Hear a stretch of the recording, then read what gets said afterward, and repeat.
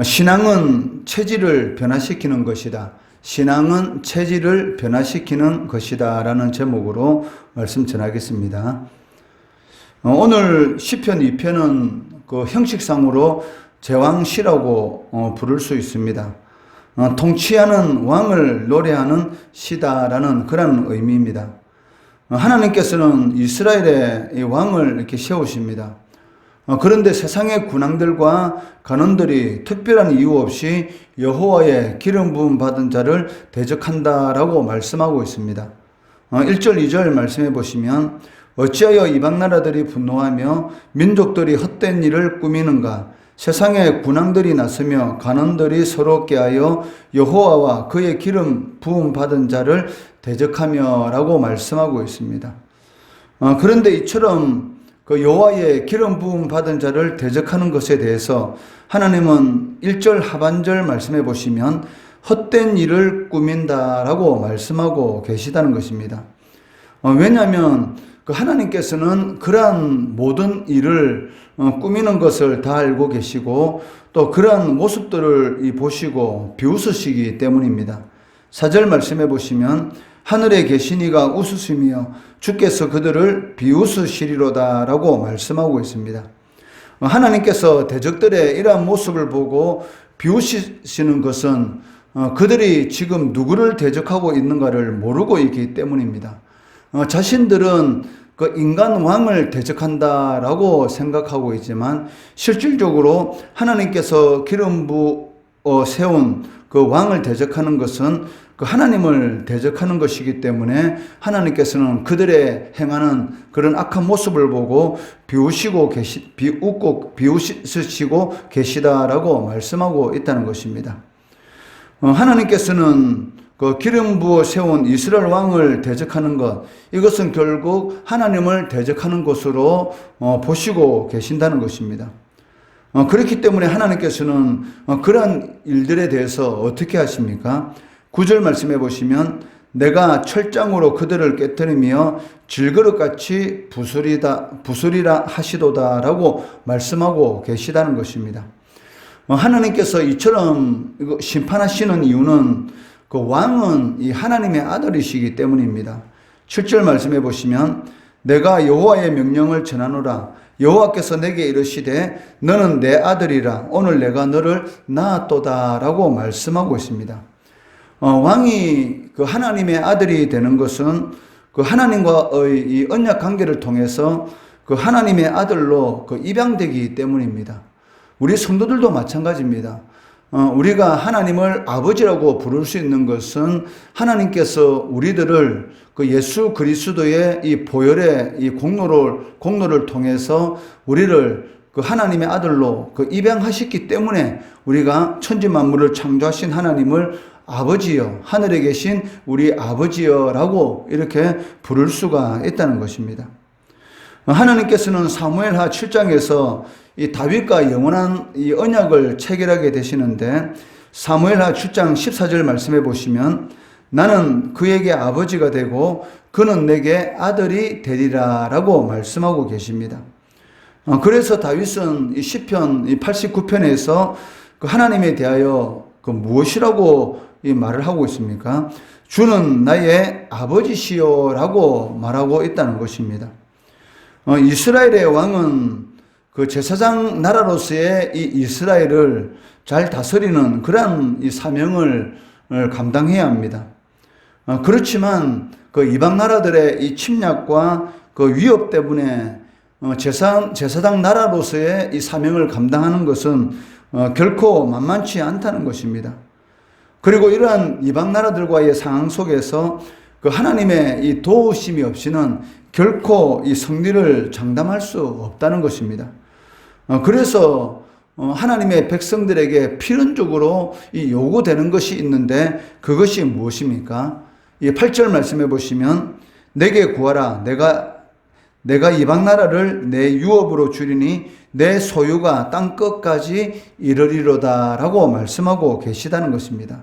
즉 그 하나님의 백성들이 이 땅 가운데서 하나님의 아름다운 덕을 이렇게 선전하기 위해서는 여러 가지 또 하나님의 백성으로서의 이런 정체성과 가치관을 가지고 살아가기 위해서는 여러 가지 많은 그런 시련들과 시험이 올 수가 있다는 것이죠. 그런데 이러한 여러 가지 시험들은 우리들의 힘으로 또 우리들의 지식으로는 도저히 이겨나갈 수 없는 그런 일들도 많다는 것입니다. 그렇기 때문에 하나님께서는 내게 구하라. 그럴 때만이 하나님께서 우리의 소유가 이 땅 끝까지 이르는 그런 은혜를 베풀어 주신다라고 말씀하고 있다는 것입니다. 이는 성도들에게 있어서 이 기도 생활이 얼마나 중요한가를 우리들에게 가르쳐 주고 있다는 것이죠. 사무엘 선지자가 죽기 전에 이스라엘 백성들에게 마지막으로 유언하면서 하는 말이 무엇입니까? 나는 기도 쉬는 죄를 범하지 않았다라고 이렇게 말을 하고 있습니다. 그러니까 사무엘 선지자가 이 선지자로서의 그러한 모든 사명들을 잘 감당할 수 있었던 것은 바로 하나님과의 깊은 그런 영적 교제 가운데 있었기 때문에 그것이 가능하였던 것입니다. 그래서 베드로는 이 베드로전서 2장 9절에서 너희는 택하신 족속이요 왕같은 제사장들이요 거룩한 나라요 그의 소유가 된 백성이다라고 말을 하고 있습니다. 여기 왕같은 제사장이다라는 이 말은 그 왕인 동시에 제사장이다라는 그런 의미를 가지고 있습니다.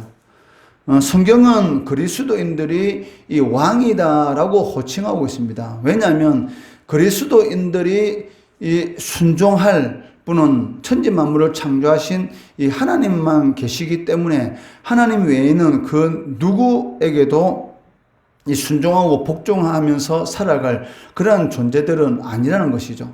그렇기 때문에 궁극적으로 그리스도인들에 대해서 이 왕이다라고 이렇게 말을 하고 있고 또한 이 세상과 하나님을 연결시키는 그런 통로로서의 제사장이다라고 이렇게 말을 하고 있다는 것입니다.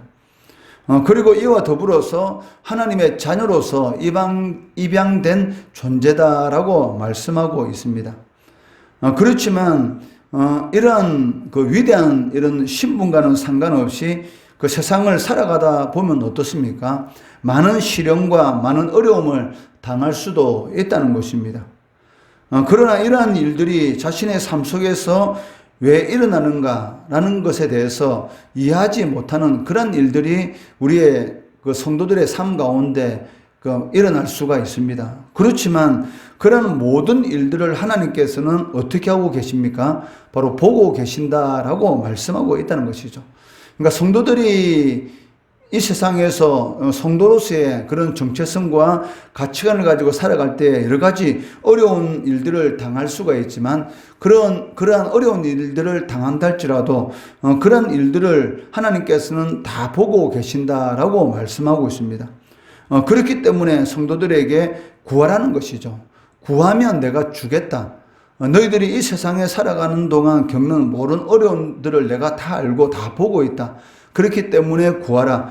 그러면 내가 주고 그리고 막힌 문제가 있느냐? 그러면 두드리라. 그러면 내가 열리도록 하겠다라고 말씀하고 계시다는 것이죠.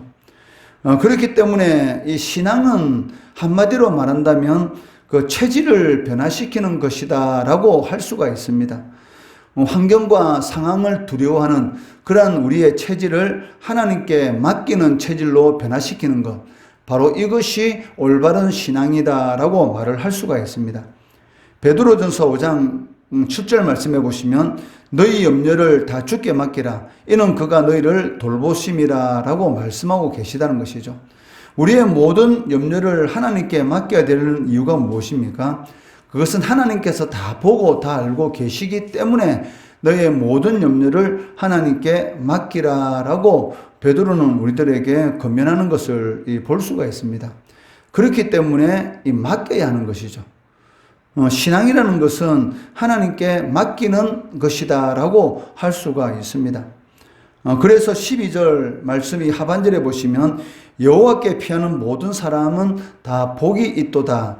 즉 여호와께 모든 것을 맡기는 사람은 다 복이 있도다라고 말씀하고 있습니다. 성도가 인생길에서 실패하지 않으려면 바로 하나님께로 피하는 것입니다. 그리고 그런 사람이 복이 있다라고 말씀하고 있다는 것입니다. 이 다윗의 고백이 무엇입니까? 그 시편 18편 그 2절 3절 말씀해 보시면 여호와는 나의 반석이시요 나의 요새시요 나를 건지시는 이시요 나의 하나님이시요 내가 그 안에 피할 나의 바위시요 나의 방패시요 나의 구원의 뿌리시요 나의 산성이시로다. 내가 찬송 받으실 여호와께 아뢰리니 내 원수들에게서 구원을 얻으리로다 라고 말씀하고 있습니다. 여호와께 피한다는 것은 그 여호와를 전적으로 신뢰하고 살아간다라는 그런 의미를 가지고 있습니다. 모든 문제는 어디에서 일어납니까? 그러니까 모든 문제는 우리가 속해 있는 이 땅에서 발생합니다. 그렇지만 그 모든 문제의 해결책은 어디에 있다는 것입니까? 바로 하늘에 있다는 것이죠. 즉 모든 문제의 해결책은 하나님께 있기 때문에 하나님께 피하는 자들이 다 복이 있다라고 말씀하고 있다는 것입니다. 그렇기 때문에 성도는 구해야 하는 것입니다. 그리고 여호와께 피해야 한다라고 말씀하고 있습니다.